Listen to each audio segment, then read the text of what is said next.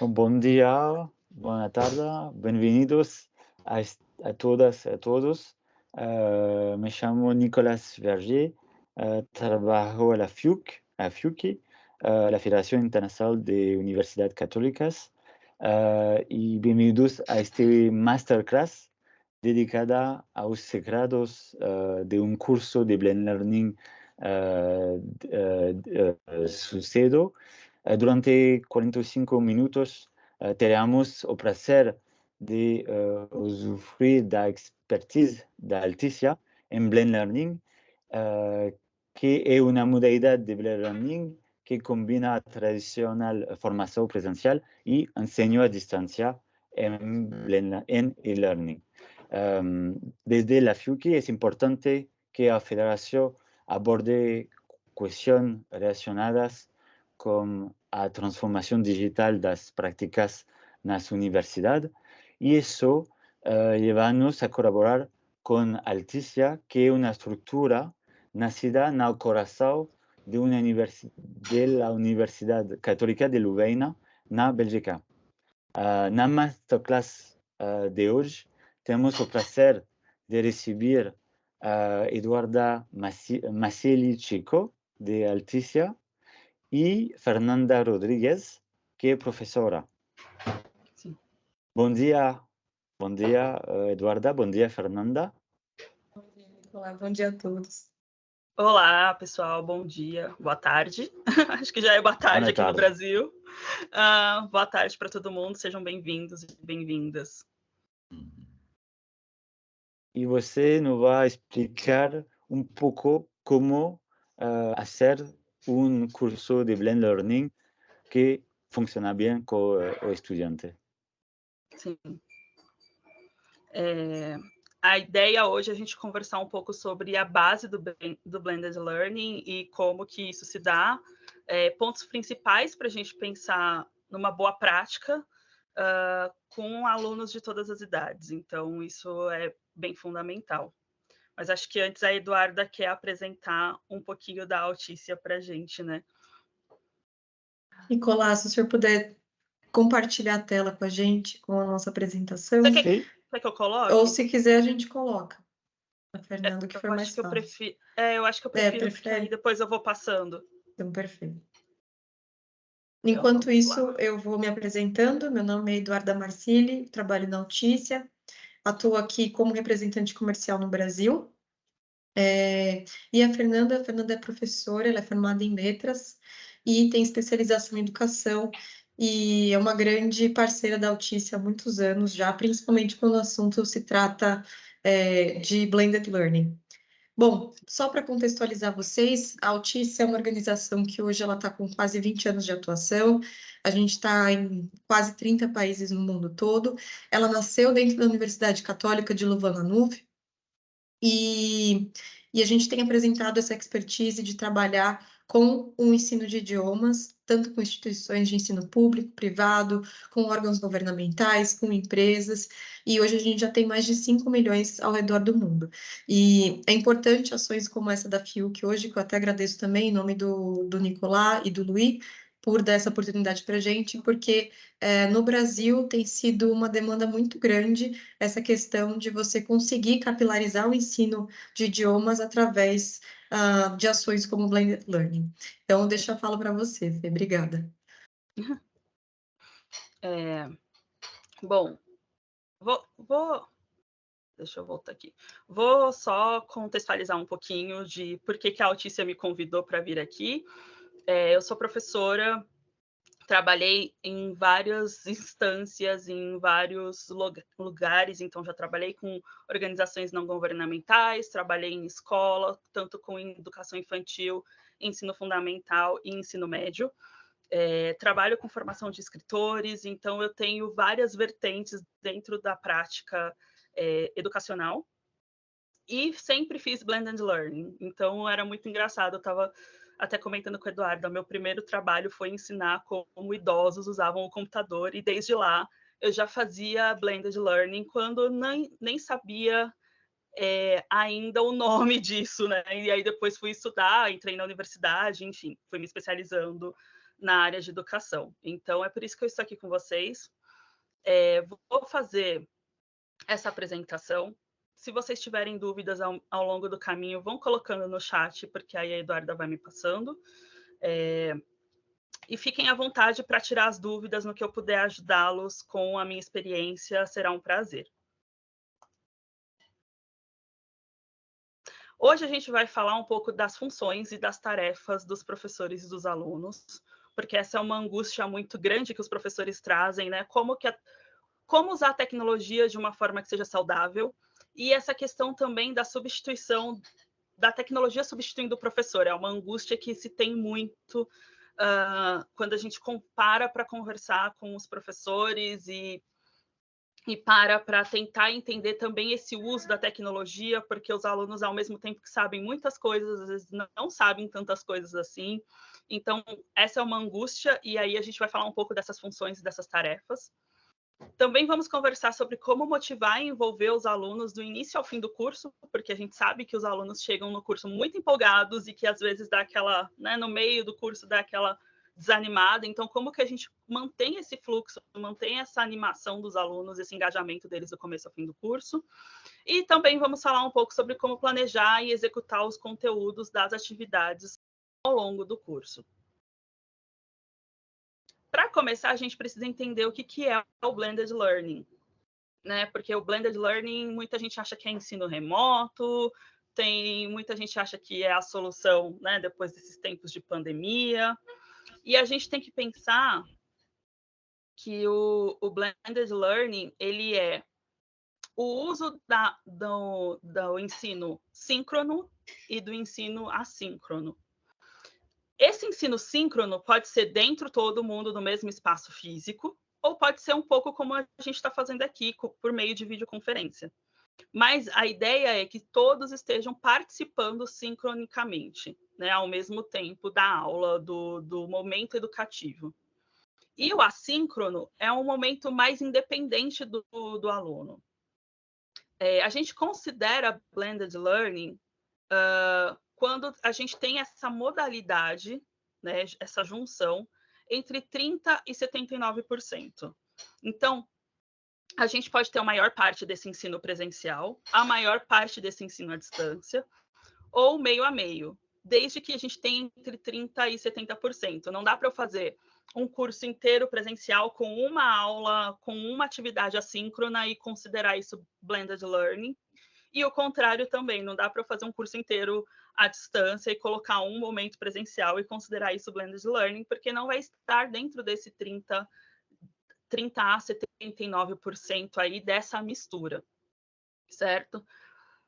Como que a gente define isso, né? Como que a gente pensa, vai ser mais presencial, vai ser mais à distância, vai ser meio a meio, como que a gente define isso? Isso vai depender um pouco da faixa etária dos alunos, da instituição, dos recursos que esses alunos tenham. Então, por exemplo, pensando no Brasil, né? A gente sabe, por exemplo, que um aluno que estuda em São Paulo talvez tenha mais facilidade com conexão com a internet do que um aluno que está, sei lá, no interior do Amazonas, no meio da floresta. Né? Então, a conexão ali pode ser um pouco mais prejudicada. E aí, como que a gente planeja? A gente vai planejar também considerando esse tipo de interação. A gente sabe que alunos, por exemplo, que têm um poder aquisitivo maior, têm mais facilidade para acessar, para ter computador, tablet, celular. Alunos que não têm tanto poder aquisitivo vão ter um pouco mais de dificuldade. Então, todas essas coisas, né, todos esses fatores, eles entram dentro dessa decisão de quanto vai ser a parte presencial ou a parte à distância. É importante pensar que o blended learning ele não é uma transição para aulas digitais, principalmente em tempos de pandemia ou em tempos de situações complexas como foi a pandemia. Ele não é o ensino 100% à distância. Ele não é uma aula virtual. Ele não é uma aula online, ele não é só o e-learning puro. E por que eu estou marcando tudo isso? Porque essa palavra em inglês, né, blended, vem de mistura, por isso que a gente tem esse liquidificador aqui, né? Porque é uma mistura dos dois.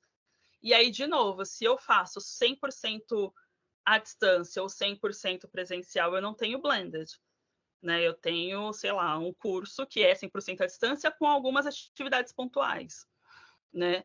A mesma coisa quando aconteceu com a pandemia, né? Que a gente foi 100% para o remoto. Isso também não era blended learning, né? Então, como que eu proporciono blended learning? Nosso encontro de hoje é para falar um pouco sobre isso. Gente, se eu estiver falando muito rápido, vocês me sinalizem, que às vezes eu vou falando e se tiver muito rápido, me avisem que eu dou uma desacelerada. Se vocês tiverem dúvidas também, não deixe de fazê-las, por favor. Qual que é a maior dificuldade que os professores colocam quando vai pensar em blended learning? A maior dificuldade eles querem fazer no blended learning uma aula idêntica como seria uma aula na sala de aula, com lousa, com giz, com projeção, enfim. E não dá para fazer uma aula idêntica à aula tradicional, né? A gente tem que pensar e adaptar para pegar o melhor do que seria no online e o melhor do que seria no presencial e juntar essas coisas, né? Então, por exemplo, a gente sabe que no presencial a gente tem um tempo limitado, né? A gente tem uma aula de 1 hora, uma aula de 2 horas, uma aula de 4 horas, né? Que é marcada num dia, num horário determinado. Essa é uma vantagem quando a gente precisa promover, por exemplo, interação entre os grupos. Quando a gente vai pensar num aluno que sabe um pouco mais, com um aluno que sabe um pouco menos, como que eles podem criar e como que eles podem interagir, como eles podem compartilhar isso com o grupo. Conversas que são mais profundas, avaliações, tudo isso é muito vantajoso de fazer presencialmente. Mas o online, a gente sabe que o meu aluno pode acessar um conteúdo online, sei lá, da praia num domingo à noite e estudar sozinho, porque esse é o tempo que ele tem. Ou de, enquanto está no trajeto do trabalho para a universidade, poder estudar um pouco ali. Então, o online tem essa vantagem de ter acesso 24 horas por dia, 7 dias por semana, no horário que ele quer. Meu aluno ele pode estudar às 10 da manhã ou às 2 da manhã e está tudo certo, né? A gente também sabe que o online tem a vantagem dos custos, né? Por não ter um prédio, você não precisa ter uma sala, você não precisa ter uma sala com estrutura de móveis, de ar-condicionado, de lousa, de giz, de quadro branco, canetão. Tudo isso vai dinheiro, né? Energia elétrica, conexão com a internet. Então, para as instituições, ter atividades online ajuda muito com relação ao custo, né? As atividades online também são ótimas para desenvolver a autonomia do estudante. Então, você tem lá um percurso formativo e esse estudante tem que cumprir com esse percurso, né? Então, a ideia do blended learning é justamente isso, né? É combinar as vantagens do presencial com as vantagens do online. E aí, para isso, eu acho que o professor ele tem que estar aberto a compreender as vantagens dos dois lados. Uma coisa que eu notei muito, assim, é que eu tive colegas na escola, nos lugares onde eu trabalhei, que eles tinham muita resistência ao uso da tecnologia. Ou porque não dominavam, ou porque achavam que os alunos sabiam mais que ele, ou porque achava que era muito burocrático. Então, você tem que estar aberto para perceber as vantagens do online e trazer isso e combinar isso. Combinar isso com tudo aquilo que a gente já sabe que no presencial é ótimo. Porque, por exemplo, no presencial, se eu vejo o meu aluno se afundando na cadeira assim, eu já sei que, opa, tem alguma coisa ali. Linguagem corporal no presencial, por exemplo, ajuda a gente a ler muito do que está acontecendo na sala de aula. No online, às vezes a gente tem que brigar para o aluno abrir a câmera, por exemplo, né? Então, a gente sabe que tem algumas coisas que no presencial a gente pode checar, e a gente vai falar um pouquinho de avaliação ali na frente, que no online não dá, e ao mesmo tempo a gente sabe, por exemplo, que uma prova online, uma avaliação online, dá feedback automático, tanto para dependendo do tipo de avaliação, dá feedback automático tanto para o aluno quanto para o professor, então também é uma vantagem. Então, a ideia aqui é a gente pegar um pouco do melhor dos dois mundos. Como que a gente vai planejar, pensar o Blended Learning? Se eu tivesse que sair daqui com algumas... Se eu tivesse que falar assim para vocês, saiam com algumas ideias daqui hoje. A primeira é isso. Pensar que tem que ter uma coerência entre o programa do curso e essas formas de ensino. Os objetivos, eles têm que ser concretos, eles têm que ser precisos, eles têm que ser mensuráveis em todas as atividades. E quando eu falo em todas as atividades, já começa de uma ponta muito importante do Blended Learning, que é as atividades presenciais têm o mesmo peso das atividades online e elas estão conectadas. Então, eu tenho que pensar o meu planejamento inteiro dessa forma. Se, por um acaso, o meu aluno percebe que eu pedi uma atividade online e eu não dei muita importância para isso, na próxima atividade online, ele também não vai dar muita importância para isso. Então, a gente tem que pensar os objetivos e os métodos muito conectados. Muito. E tudo tem que ter o mesmo grau de importância. A mesma coisa, o inverso também se dá, né? Se o meu aluno sai da casa dele para vir assistir a minha aula e por algum motivo ele percebe que aquela aula não foi boa, ele pensa, depois eu procuro isso na internet e na próxima aula ele não aparece, porque ele vai querer fazer só a parte online do curso. Então, o planejamento com objetivos definidos, concretos, que dê para você, enquanto professor, medir o que os seus alunos aprenderam, mas que também dê para que os alunos percebam o quanto eles estão caminhando nessa aprendizagem, é muito importante em todos os momentos. Não só no momento presencial, mas no momento online também. A gente colocou esse gráfico em formato de roda porque é isso, uma coisa vai se encaixando na outra para dar esse movimento. Se eu tiro uma dessas peças, né, do atividade online ou atividade presencial, ou os objetivos e os métodos, ou a avaliação, o Blended Learning não funciona, a roda não gira, né? A avaliação. É importante pensar dois tipos de avaliação, a somativa e a formativa. Então, você, ao mesmo tempo que você vai medir ali, né, o quanto o seu aluno sabe de alguma coisa, em termos técnicos, você também vai medir o quanto ele está comprometido com o seu aprendizado, o quanto ele acha que ele está aprendendo. Então, vou dar um exemplo meu, né? Por um bom tempo, eu dei aula de redação para o ensino médio. Então, era a redação para que eles se preparassem para prestar o vestibular e entrar numa universidade.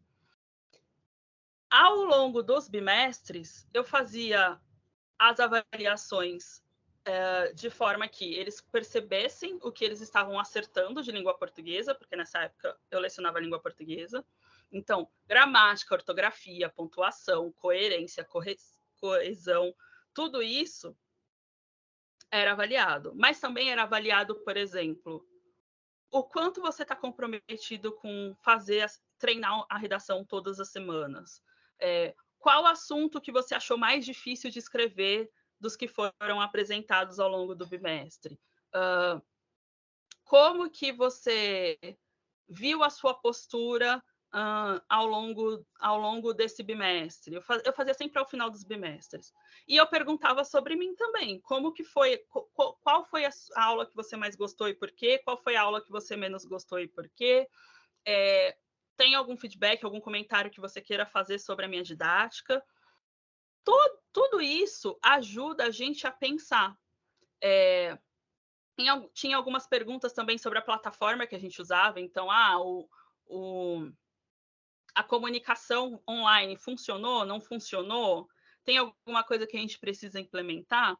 Então, você tem a formativa e a somativa, né? Aquela que a gente pode saber não só do conteúdo, mas também de outros aspectos.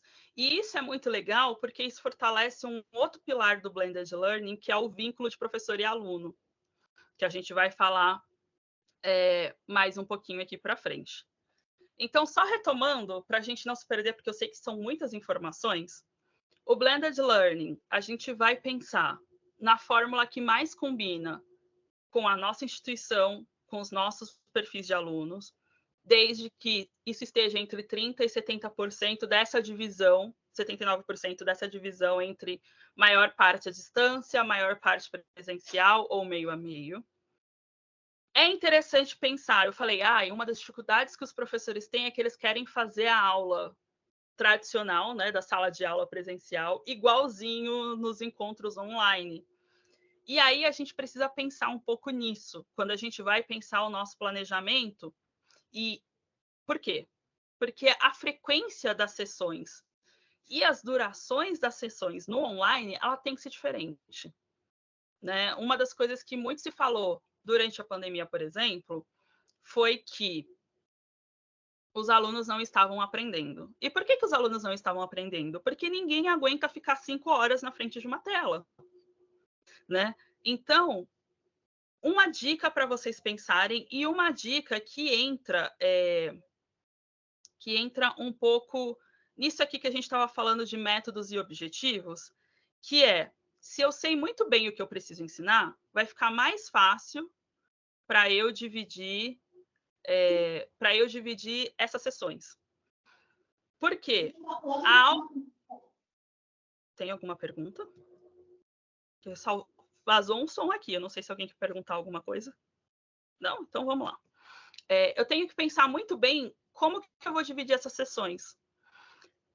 Nas partes do Blended Learning, que é online, é melhor fazer sessões mais curtas e mais frequentes. Então, ao invés de eu encontrar meu aluno 2 vezes por semana, tendo uma aula de 2 horas em cada um desses encontros, é melhor fragmentar 4 vezes por semana e uma aula 1 hora por dia, por exemplo.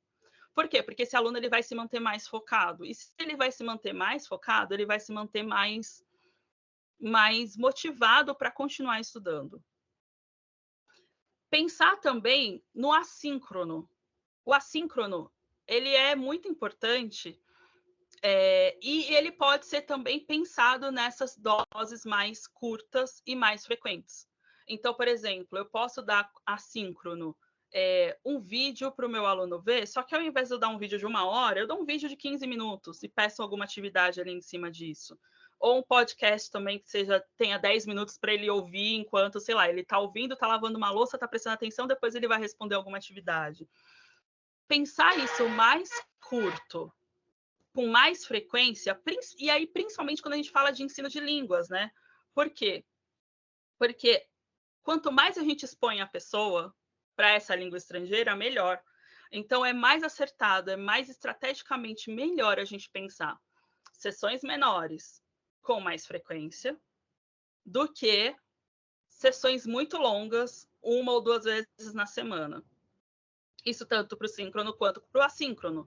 E aí a gente pode pensar, por exemplo, uma sessão de aula presencial virtual síncrona e mais 3 ou 4 assíncronas dentro daquele período, de acordo com aquilo que eu quero ensinar naquele momento.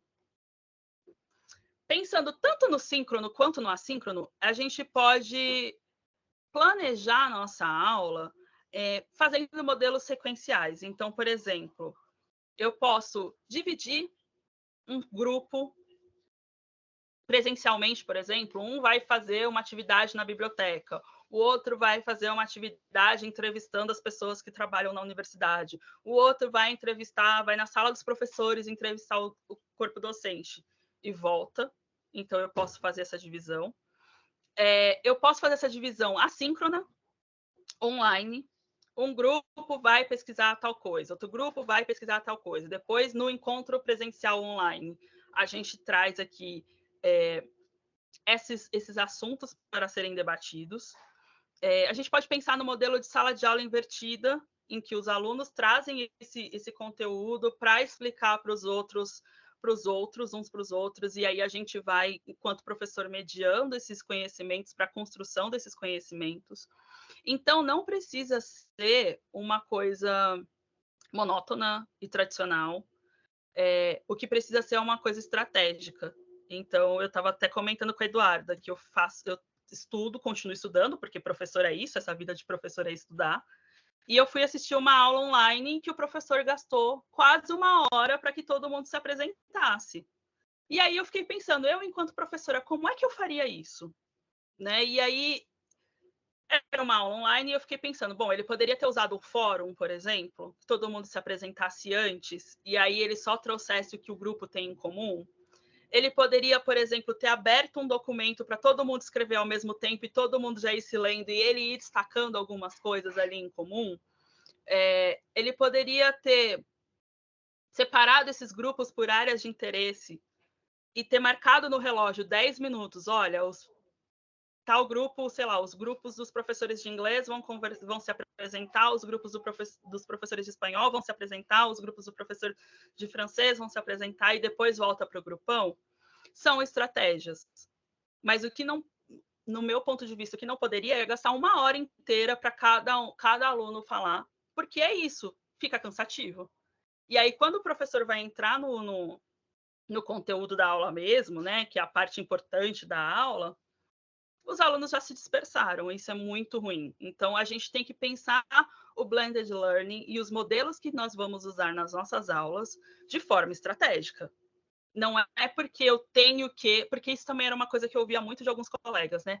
Eu tenho que usar a plataforma, eu tenho que usar o aplicativo X, eu tenho que me comunicar por e-mail. Não, tudo tem que ter um porquê. Do mesmo jeito que na aula tradicional, tudo tem um porquê também, né?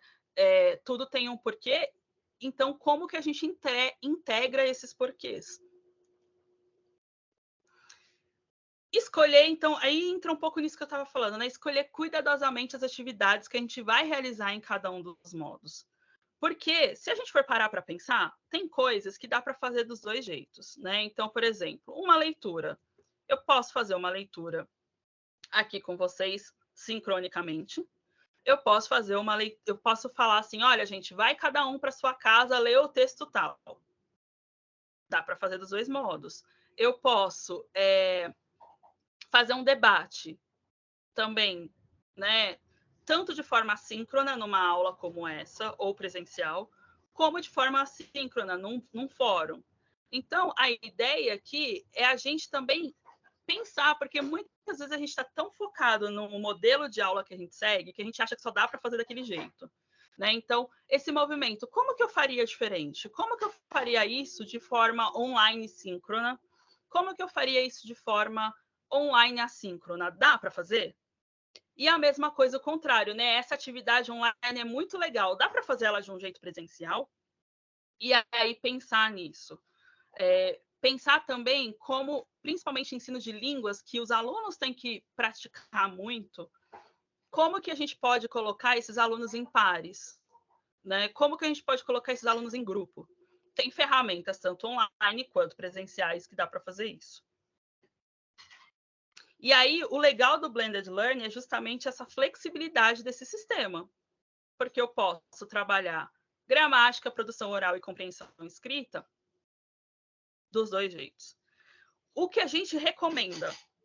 Atividades receptivas, como produção escrita, ou como compreensão, leitura. Essas atividades que são mais receptivas, a gente faz no online. Porque aquilo, sei lá, se eu quero que um aluno escreva um texto, um parágrafo se apresentando, por exemplo, e ele é muito básico, ele está começando muito agora, ele vai levar muito tempo para escrever. Então, é melhor ele fazer isso como uma tarefa e trazer essa tarefa para a aula depois. Né? Então, ele tem o tempo dele, ele vai escrever no ritmo dele, ele pode fazer uma pesquisa para saber, olhar no dicionário como que é tal palavra. Ele pode até falar, professor, trazer o feedback depois, né? Ó, professor, não consegui escrever tal coisa, como é que eu faço isso? Então, essas atividades que são mais receptivas, a gente propõe que sejam feitas no online. E as atividades de produção, a gente propõe que seja feita no presencial. Então, assim, interação, explicações, trazer, então, por exemplo, ele fez o texto sobre ele no online e ele vai apresentar esse texto no presencial.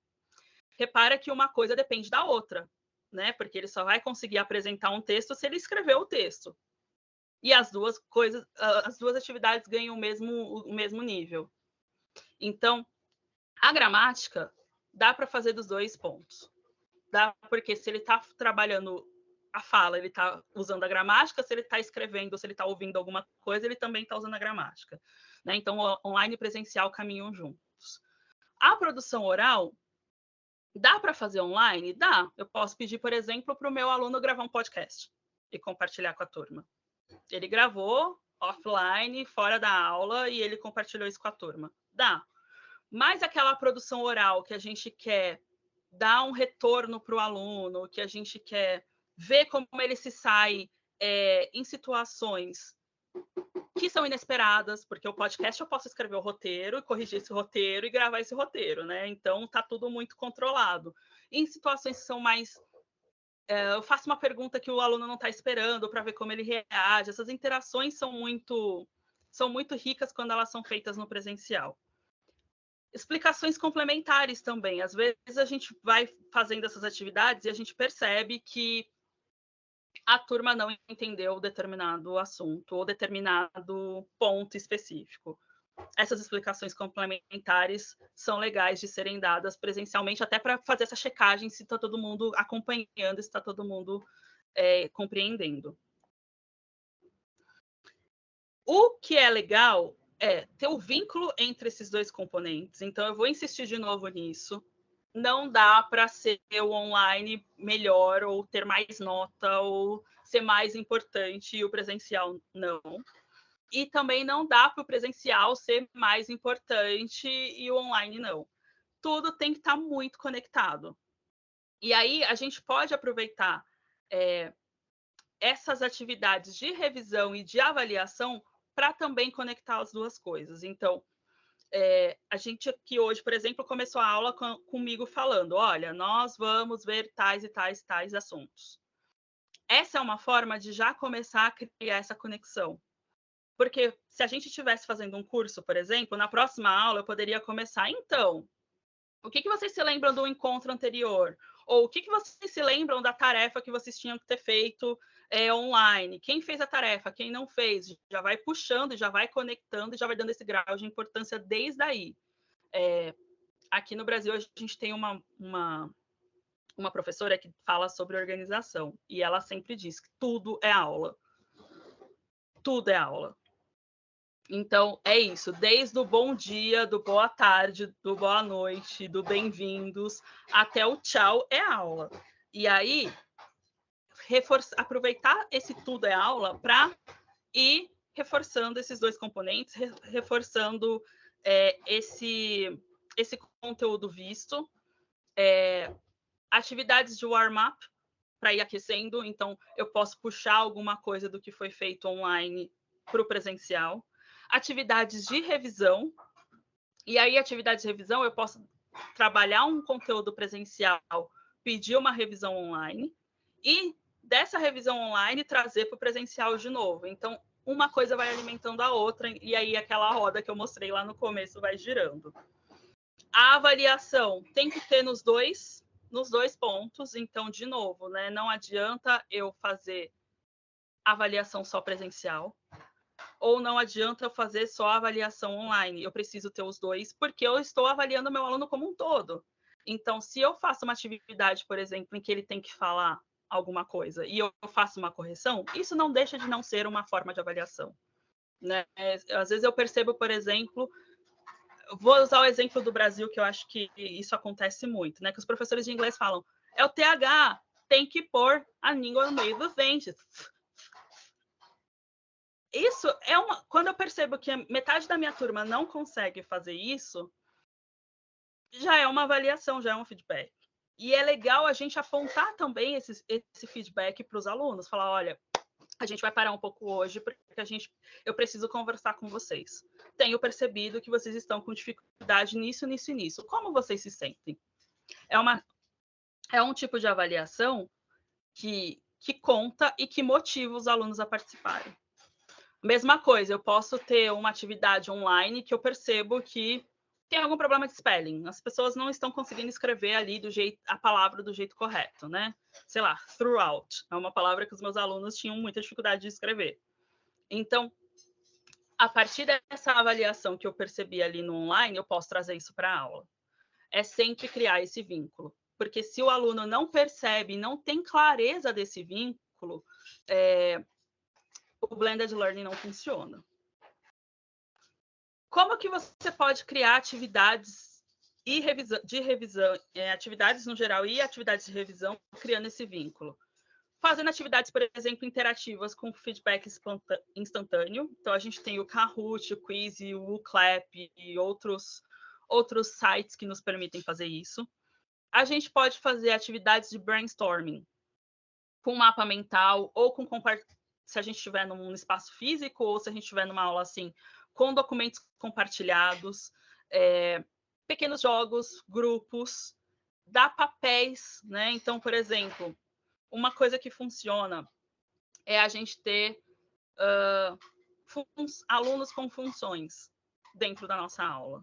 Então, por exemplo, tem um aluno que tem a função de, sei lá, de registrar as dúvidas. Então, toda vez que alguém faz uma pergunta, ele registra aquela dúvida.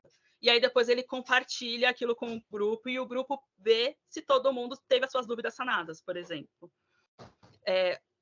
Dá papéis para as pessoas, faz com que as pessoas fiquem mais atentas e prestem mais atenção na nossa aula. E trabalhar com outros recursos, né? Não só com texto, mas com imagens, com filmes, com esculturas, com podcast, com animações, e não só de modo passivo, então não só recomendando esses materiais para os alunos, mas pedindo para que eles produzam também. Valorizar o tempo gasto online dos alunos é muito importante. Então, assim, vários sites, várias ferramentas dão relatórios para os professores. E é legal que os professores compartilhem, que eles têm acesso a essas coisas com os alunos e falar, olha, eu vi que você fez essa lição muito rápido, parabéns. Você acertou tudo, entendeu? Tá tudo certo? Ou então, eu vi que você gastou muito tempo nessa lição. Você tá com alguma dúvida? Então, verificar isso e acompanhando os relatórios que esses sistemas nos dão, porque essa eu acho que é a vantagem do online para o professor, né? O professor não tem que corrigir tudo sozinho e o professor não tem que depois compilar esses dados sozinhos. Essas plataformas dão isso para a gente. É importante, como eu falei, né, começar a aula já trazendo um pouco do ponto anterior que foi estudado para relembrar, porque às vezes tem algum aluno que faltou ou não fez, e para trazer essa importância do que foi feito anteriormente, seja presencial ou seja online, para dentro da sala de aula.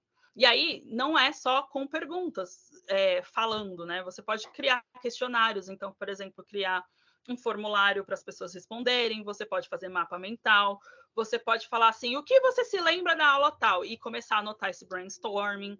Então, considerar tudo isso e considerar também o trabalho online na avaliação final, né? Porque se o trabalho online não for considerado na avaliação final, os alunos não vão querer participar. É muito importante monitorar e apoiar os alunos. A gente tem aqui, a gente estava falando da questão da proporção de horas e de tempo do online e tal. A gente tem, para o iniciante, é legal ter um tempo um pouco maior presencial e um pouco menor online. E conforme ele vai avançando, a gente pode fazer essa inversão.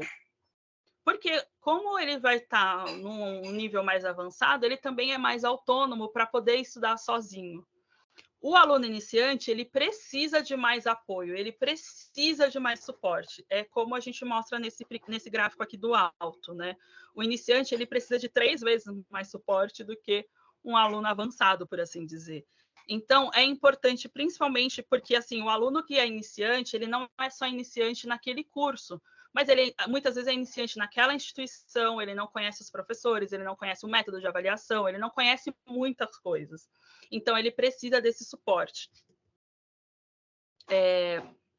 Mas a gente também não pode esquecer que trabalhar online beneficia alunos que são iniciantes, né? Porque aí, às vezes, a gente quer jogar tudo para o presencial e deixar só um negocinho de nada online. Alunos que são iniciantes ou alunos... Eu tive uma aluna, vou fazer um parênteses aqui, eu tive uma aluna que ela veio ser minha aluna no inglês porque ela tinha trauma. E ela tinha trauma, assim, de levar para terapia e tratar o trauma na terapia, porque ela teve uma experiência muito ruim com aulas de inglês. Então, ela tinha muito medo, por exemplo, de falar. Eu lembro que eu cheguei para ela e falei, hello! Ela ficou vermelha, assim, ela suava. Para ela, que é iniciante e que tem muito medo, talvez uma atividade que ela possa se preparar online, no ritmo dela, e treinar muitas vezes aquilo, dê mais confiança para ela chegar para mim e para a turma para falar. Então, as atividades online propiciam que o aluno trabalhe também no próprio ritmo. Eu posso ter aquele aluno que treina throughout, uma vez só, e já está falando e está feliz, e aquele que vai ficar na frente do espelho ou vai ficar se gravando com o celular throughout, até conseguir falar. Então, é legal mostrar isso para os alunos iniciantes. É legal a gente mostrar que o online também facilita e possibilita que ele se sinta seguro, se sinta emocionalmente num espaço bom, que ele pode trabalhar no ritmo dele, que ele pode treinar quantas vezes ele quiser e gravar aquele som ou gravar aquele vídeo e apagar e repetir quantas vezes ele quiser, né? Sobre o tamanho dos encontros e o tamanho da sessão, para o iniciante é legal que eles sejam curtos e que tenham uma certa regularidade, né? Porque aí isso vai ajudar com a taxa de retenção e tal. Conforme os alunos vão avançando, aí as sessões podem ser um pouquinho mais longas, mas a questão da regularidade também se mantém. A questão da regularidade também continua. Não adianta você fazer um encontro ou uma sessão de 2 horas uma vez na semana, porque vai ficar muito longe essa regularidade. É legal que ela seja, nem que seja menorzinha, mas que a regularidade se mantenha. Aqui, lembra que eu falei que tinham 2 coisas que eu queria que vocês saíssem daqui sabendo. Então, assim, a primeira é que o Blended Learning online e online, assíncrono ou síncrono e presencial tem o mesmo peso. E a segunda é essa questão de reservar um tempo para explicar e para ouvir, principalmente no começo. Separa um tempo, nem que sejam 2, 3, 4 aulas, não sei, aí vai depender do tamanho do curso de vocês, para explicar o curso inteiro. Então, a gente, nesse curso, a gente apresenta a ementa, a gente vai estudar tais e tais coisas. As atividades que serão online nessa plataforma desse jeito, né? Separar um tempo para ensinar os alunos a usarem essa plataforma. Então, eu estava comentando isso com a Eduarda hoje cedo, né? Eu falei para ela, às vezes eu recebia e ainda recebo alguns e-mails de aluno, de pessoas que não sabem escrever e-mail. Elas deixam um espaço em branco e lá no assunto elas escrevem toda a mensagem. Você vê que, assim, são jovens que sabem editar vídeo, sabe fazer podcast, sabe editar foto, sabe fazer um monte de coisa, mas não tem esse letramento digital. Então, vale a pena, apesar de a gente ter uma sensação de que a gente está perdendo um pouco de tempo, vale a pena a gente parar e ensinar a usar a plataforma. Eu vou me comunicar por e-mail? Como é que eu mando o e-mail? Eu sei que se eu mandar um e-mail, você vai demorar tanto tempo para responder. Tem professor que fala isso, olha, eu demoro 48 horas para responder um e-mail. E essas 48 horas em dias de semana, final de semana eu não olho o meu e-mail. Fazer esses acordos também é importante, né? Contar como eles vão ser avaliados. Então, olha, no meio do mês a gente vai fazer uma avaliação desse tipo que vai ser online. No final do mês a gente vai fazer uma avaliação desse tipo que será presencial. Ao longo do mês, eu vou observar tais e tais e tais pontos.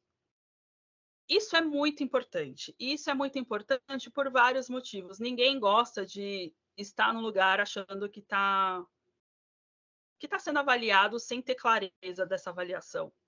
Então, quando a gente faz isso, a gente também dá uma segurança para o aluno, ele sabe o que é esperado dele, né? E isso faz com que ele participe mais tranquilamente das nossas sessões, tanto online quanto presencial. E permite que os alunos façam perguntas de todas as espécies. Então, por exemplo, se você vai usar uma plataforma, um site, uma plataforma ou um aplicativo, deu algum problema com essa plataforma, com esse site, com esse aplicativo, quem que esse aluno vai procurar? Ele vai te procurar? Ele vai procurar alguém do suporte, do TI? Qual que é o caminho de comunicação? Vai ligar? Vai mandar um WhatsApp? Vai mandar um e-mail? Então, o importante é, por mais que tenha que se perder tempo aqui, perca. Porque isso aqui evita muitos problemas lá na frente.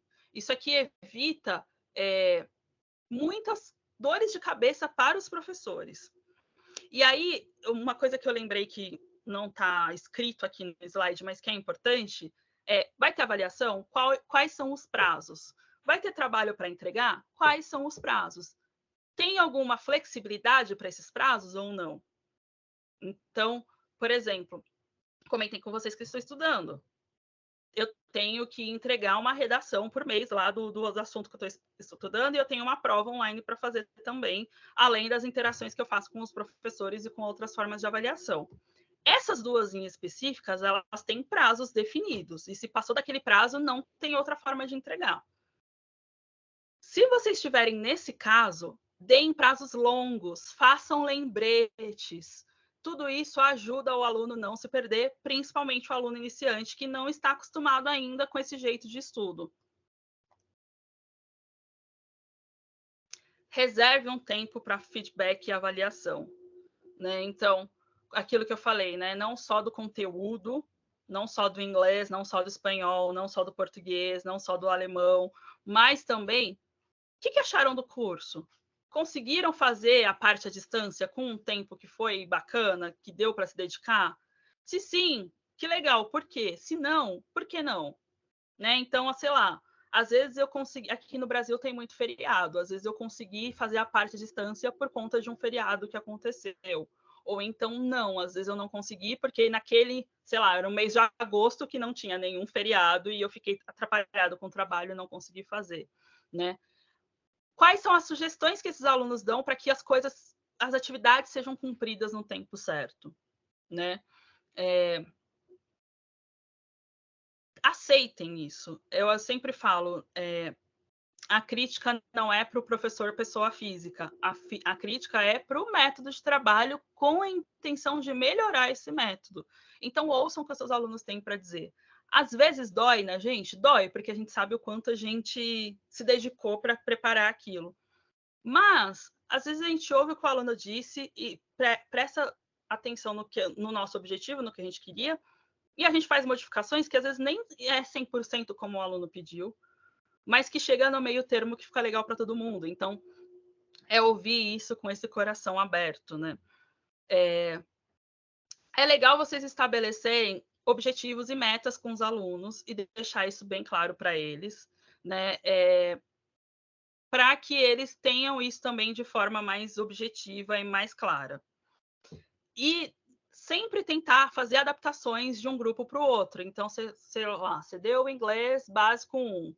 No próximo semestre, você vai dar o inglês básico 1. O que você pode adaptar e tentar melhorar para esse grupo novo que vai chegar?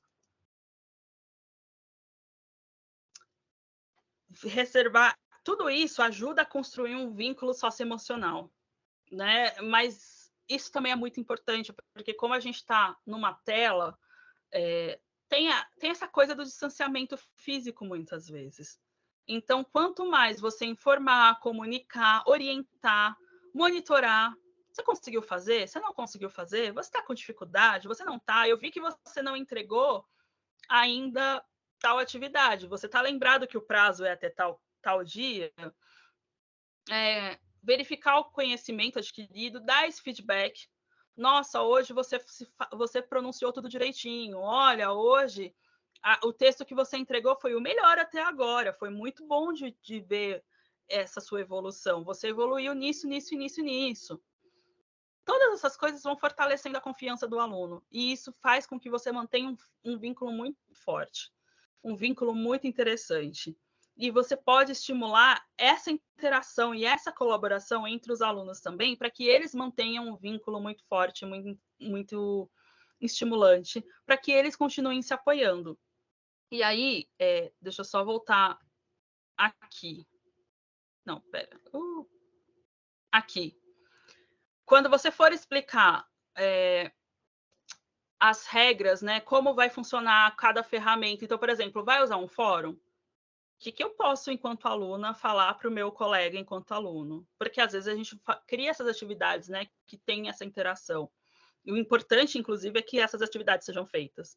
Então, como eu vou me comunicar? Como que eu vou me comunicar de uma maneira que seja respeitosa?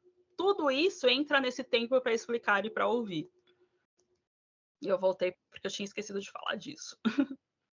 Mas é importante vocês sempre tentarem criar esse vínculo com todos os alunos. E aí, preparar, por exemplo, atividades para quebrar o gelo no começo da aula, criar momentos no meio da aula também, se for uma aula um pouco mais introspectiva, criar momentos no meio da aula para os alunos trocarem ideia,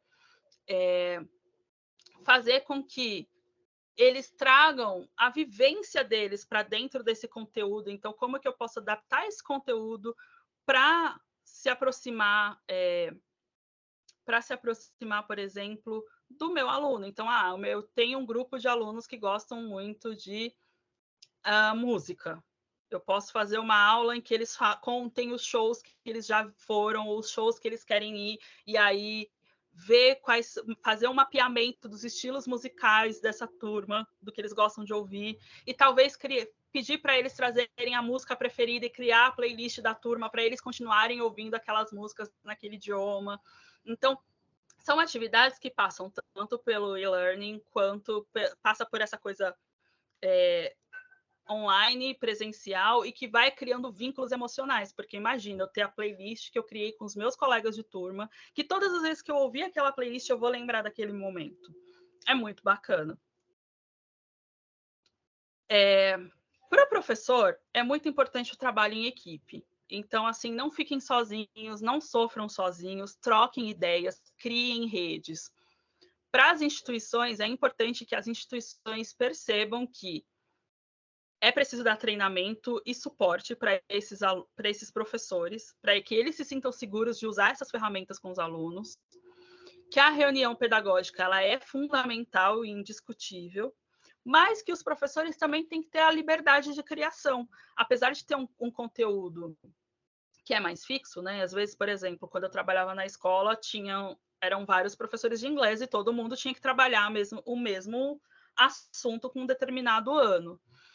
Mas eu tinha liberdade de criar e eu tinha liberdade de falar assim, olha, tive essa ideia, você topa fazer, professor X? E ele falava assim, quero. Então, e aí a gente trabalhar em equipe, tanto com os professores de inglês quanto com os outros professores das outras disciplinas.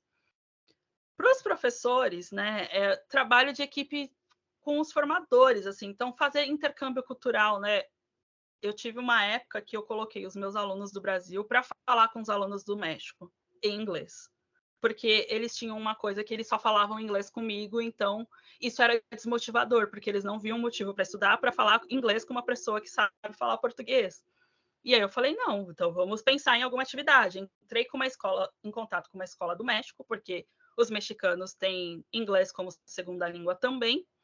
E aí eu pensei, vão ser dificuldades parecidas, as línguas português e espanhol são parecidos, então pegamos lá os mesmos nível de aluno, né? Então, na época eu tinha alunos de 10 e 11 anos, eles pegaram os alunos de 10 e 11 anos deles, e a gente fez esse intercâmbio entre os alunos. Foi muito legal porque eu também acabei, enquanto professora, entrando em contato com essas coordenadoras pedagógicas e com essas professoras. Então, eu também troquei muita cultura com elas e muita experiência pedagógica com elas também, enquanto professoras. Compartilhar recursos. troquem ideias, mandem links, vi tal coisa, e às vezes a gente nem vê da nossa área, às vezes a gente está trabalhando com um colega da matemática, por exemplo, no meu caso que fiz letras, mas eu vi uma reportagem legal que falava sobre matemática, mandava para a professora de matemática me devolvia com alguma coisa do ensino de inglês, e assim a gente ia trocando. E ter uma atitude aberta, sem julgamento ou sem culpa. Eu estava comentando com a Eduarda que eu acho o Blended Learning muito legal para alunos diversos. Então, por exemplo, eu tive muitos alunos de diferentes jeitos, autistas, TDAH, dislexia. Ser professor de língua estrangeira com um aluno que é dislexo é um desafio, não é fácil, né? Então, trocar essas experiências e, assim, teve muitas coisas que deram certo, são quase 20 anos como professora, mas tiveram algumas coisas que não deram tão certo também. Então, assim, a gente troca essas ideias até para a gente não se sentir culpada e não ficar se julgando. A gente sabe que todo mundo aqui está dando o seu melhor para os seus alunos. Aproprie-se, gente. O Blended Learning, ele pode ser, então, múltiplo. Não tem só uma maneira de fazer o Blended Learning, mas o professor é o centro. Então, não adianta eu só ter a sala de aula tradicional, mas também não adianta eu ter 50 mil ferramentas tecnológicas se não tiver alguém mediando. E a figura do professor como mediador é fundamental, porque é o professor que vai selecionar os conteúdos, é o professor que vai avaliar ou fazer, vai pensar nos métodos de avaliação, é o professor que vai fazer as correções, é o professor que vai planejar uma coisa e no meio do caminho vai surgir uma informação nova da turma e vai ali adaptar para fazer as coisas caberem. É o professor que vai pensar no tamanho, né, na distribuição das atividades, no tamanho da sessão, na variação, né, enfim. Então, pensem nisso. Vocês são as pessoas fundamentais para que o Blended Learning aconteça. A gente sabe que tem algumas coisas que são institucionais. Então, por exemplo, verba ou escolha do uso da plataforma, né? Então, quanto eu vou investir? Sei lá, eu vou pedir para o meu aluno fazer um vídeo com o celular dele, ou a universidade vai ter uma câmera que filma em 4K e vai emprestar para esse aluno. Isso passa por verba, né? Essa questão da plataforma, qual plataforma vai usar? Às vezes, é uma plataforma para a instituição como um todo, o professor não pode escolher. Ou então, tem um livro de apoio, que às vezes não é o professor que escolhe, ou outro material. Enfim, a gente sabe que tem algumas coisas que são institucionais, não estão no nosso poder de escolha. Mas é importante vocês se verem como protagonistas de quem vai mediar tudo isso. Vai mediar a verba, vai mediar o livro que foi escolhido ou que você escolheu, vai mediar a plataforma, vai mediar a abordagem, vai mediar o modelo, se vai ser rotacional ou sequencial, vai mediar qual atividade vai ser online e qual atividade vai ser presencial, essa atividade online vai ser síncrona ou vai ser assíncrona, etc, etc. Então, em resumo, as chaves para um Blended Learning bem-sucedido. Primeira coisa, um plano muito coerente. Conheça seus alunos, conheça a sua instituição, conheça o conteúdo que você quer ensinar, para pensar, isso aqui eu vou fazer síncrono, isso aqui eu vou fazer assíncrono. Criar vínculo entre os dois componentes. Escolher cuidadosamente as atividades. Monitorar e apoiar os alunos, até porque isso gera um vínculo entre os alunos e entre você e os seus alunos. E trabalhar em equipe. Porque é isso, às vezes a instituição escolhe uma plataforma e aí você vai depender, por exemplo, da ajuda do moço de TI, porque tem que criar um login e uma senha para cada aluno. Então, vai ter que ter um trabalho em equipe. Bom, acho que é isso. A gente tem uma sessão agora de perguntas e respostas para quem tiver perguntas. A Eduarda vai falar... Eduarda, não sei se você quer falar ou se você prefere que eu fale, que tem vários recursos lá no site da Altícia. Se alguém tiver alguma dúvida, é só acessar o nosso site ou entrar em contato conosco, lá tem todas as informações. Inclusive, essa iniciativa que a professora Fernanda teve de colocar os alunos do México dela para conversar com os alunos do Brasil. A gente faz na Altice através dos intercâmbios digitais. A gente coloca para conversar com os alunos do Chile, da Colômbia, os alunos da Europa, e isso acaba enriquecendo ainda mais o processo de aprendizagem dos estudantes. Então, qualquer dúvida que vocês tiverem, lá no nosso site tem todas as informações. E a Altice, a equipe do Brasil aqui da Altice, a gente segue à disposição para qualquer dúvida que vocês tiverem. Obrigada, Fê, acabei de interromper. Não, era isso mesmo, era só para falar, enquanto você foi falando, eu fui mostrando os slides para o pessoal ver como é que isso se apresenta no site, mas é isso mesmo, assim, todos os recursos estão lá. Eu agradeço todo mundo que me ouviu falar por 1 hora.